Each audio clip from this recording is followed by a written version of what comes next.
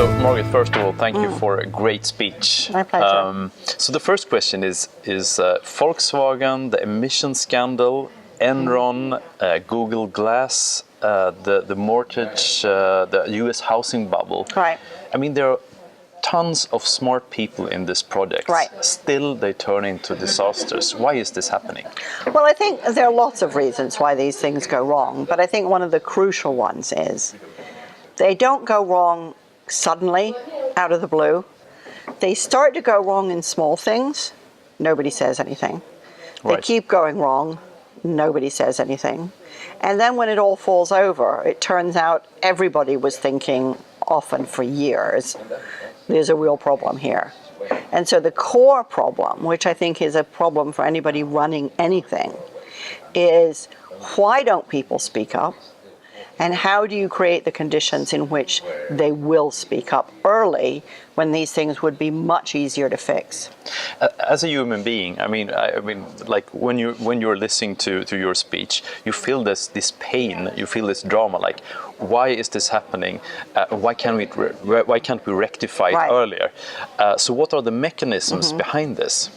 Well, I think some of it is people are running too fast. They're too distracted. They're too tired. They're often surrounded by people who are doing exactly the same thing, so they're compounding each other's errors. All human beings are very obedient, and if we're told to do something, even if it's stupid and wrong, we'll mostly do it. And if everybody's doing the same thing and everybody's not speaking up about the problems, then we'll conform to what appears to be that norm. So we compound the problem for each other quite often.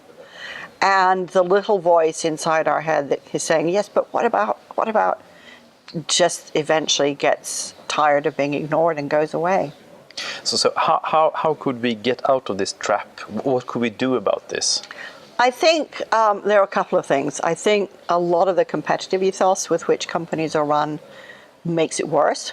So I think we need to pull way back on that, because when people are threatened, they'll return to that kind of behavior.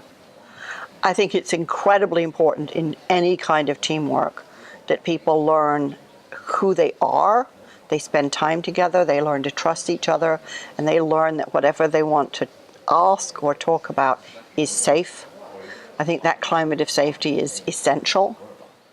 I think we have to think differently about how we think about conflict. That conflict isn't wrong. Actually, an absence of conflict is a problem. The important thing, of course, is that the conflict is around the stuff that matters, not the nonsense. But you have to create an environment in which it's really safe to have an argument about how we make something better. That's hopeful, but it also will take a lot of work to do that. It does take a lot of work, and I think what's interesting is I think it takes a lot of upfront investment in really creating those solid relationships. And what happens is people think it's efficient to get started, get running really quickly. And I would argue that long term, it's much more efficient to build the relationships first and then get the work done. Because when you have the relationships, the work will flow more smoothly. Thank you so much, Margaret, for a great presentation and answering our short questions. Thank you. Great. Thanks a lot. Cheers.